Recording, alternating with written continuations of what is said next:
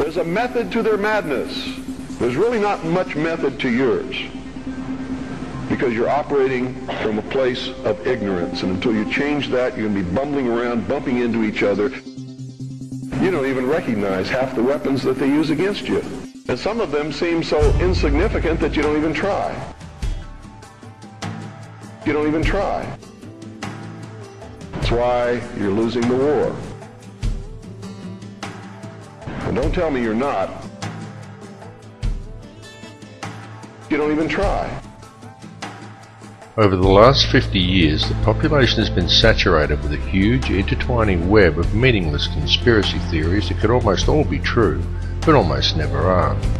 And if someone is to suddenly see the big picture of what is really going on, and seriously tries to alert people to the truth, then the public has been carefully trained to view them as a crackpot, or to label them as another conspiracy theorist.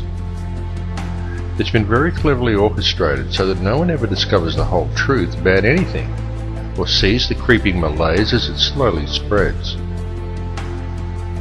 No one ever notices the one hidden agenda, the one real truth that underlies all the others. And if anyone ever does figure it out, they are ridiculed or silenced. But now, due to the growth of the internet, it has become a lot harder to silence people and to keep information contained. Always remember, there are many methods in play to prevent you from awakening, and many red herrings are laid along the path, each one appearing to be possible as the perfect answer to your questions.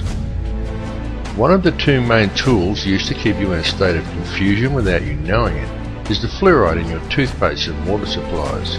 There are also many other chemicals that are added to processed foods to decrease your awareness and prevent your longevity. I implore you all to buy non-fluoride dental products and drink only water that you know is fresh.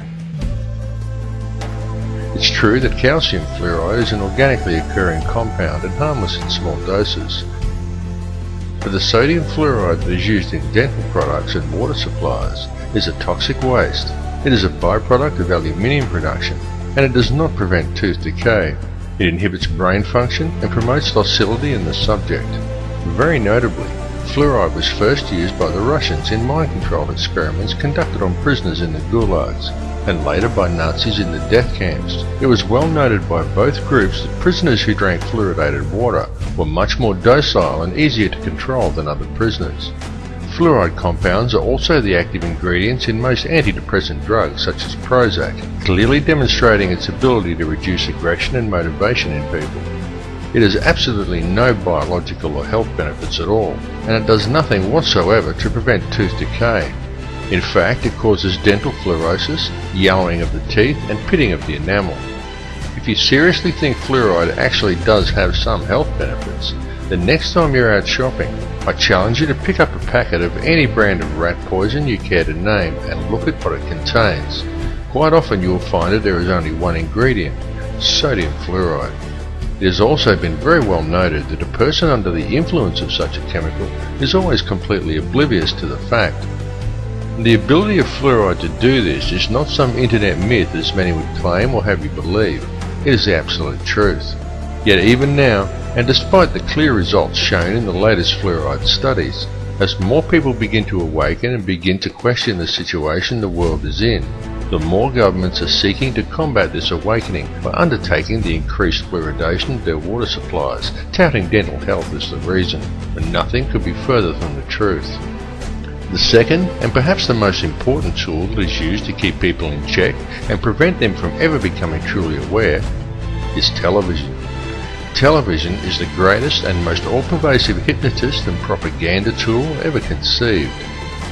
TV teaches people what to think, but not how to think, and TV has given modern humans an utterly false perception of society, of the world, and of each other.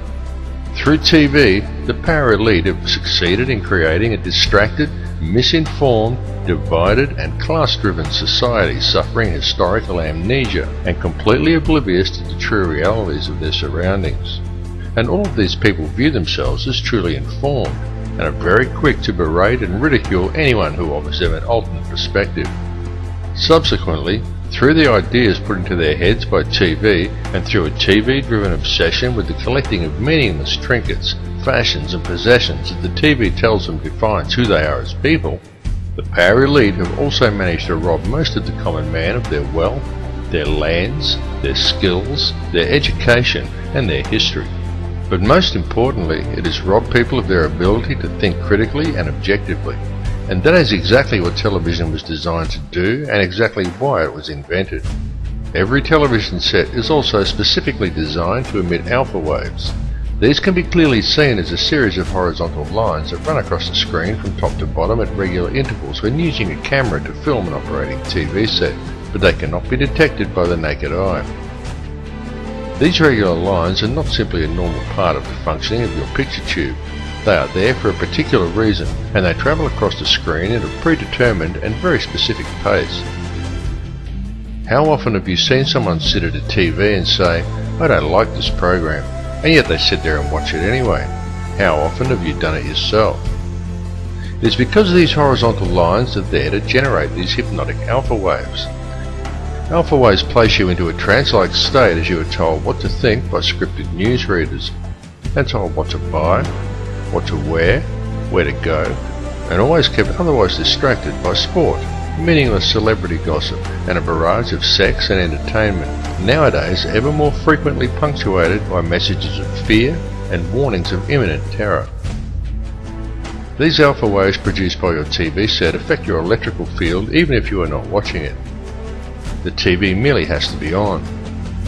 They become addictive as your body becomes used to the energy field, and many people would simply feel unable to cope without the daily fix of their favourite TV show. Then this hypnotic state carries on throughout the day as people work robot-like at their given tasks, usually discussing whatever the television taught them with their co-workers.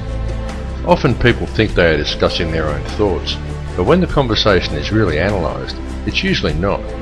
It's about what show they watched last night, or sport, or something they learned from the Discovery Channel, their feelings towards the opposite sex, or perhaps something like the War on Terror. And whether they realise it or not, what they are talking about, and 98% of what they think they know about anything at all, has been taught to them by the television, or by print media that is wholly owned and controlled by the very same 6 people who own all the TV stations. That's right, 6 people. 60 years ago, the media in the Western world was run by 86 small corporations, who all competed to deliver the best and most informative news. Today, it is run as a well-oiled, very streamlined and tightly controlled machine by just 6, who now control all major Western mainstream television and print media. And with the current rate of corporate growth, that number is set to soon drop to 3. This has set an extremely dangerous precedent, as it means that all televised and mainstream print media is now controlled by very, very few people. For a better and more informed perspective, obtain your news online from one of the many emerging independent websites, and go to many sites from different countries and sources to compare the same story from a variety of perspectives.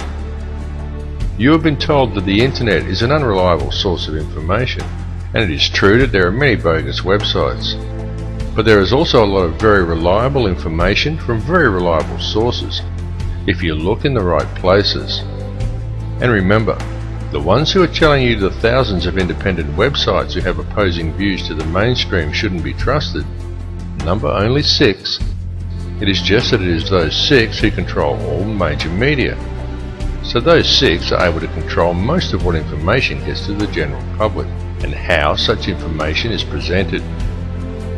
It must also be duly considered that all of these 6 media corporations have extremely close ties to major financial institutions and arms manufacturers. Such a conflict of interests immediately poses huge questions regarding the objectivity and reliability of any information presented by these organizations. And if that were not bad enough, each one of these 6 corporations gets their news from only one of 2 sources: Reuters or the Associated Press. These 2 organizations serve as an international news pool and channel all information down to the networks. Only Reuters actually owns the Associated Press, and Reuters itself is wholly owned by the Rothschilds. This is why there is never any negative press about the World Bank or the international banking cartels reported to the people by the mainstream media. It is why the majority of people have no idea about Codex Alimentarius or the real effects of fluoride, and simply do not know how the world and its corrupt money system is really run. There's a method to their madness. There's really not much method to yours, because you're operating from a place of ignorance, and until you change that, you're going to be bumbling around, bumping into each other, saying and doing the wrong things, not understanding the nature of your enemy. And if you don't understand the nature of your enemy and the weapons they use, you cannot fight that enemy. You can't fight the battle. You shouldn't even be on the battlefield. That's why you're losing the war.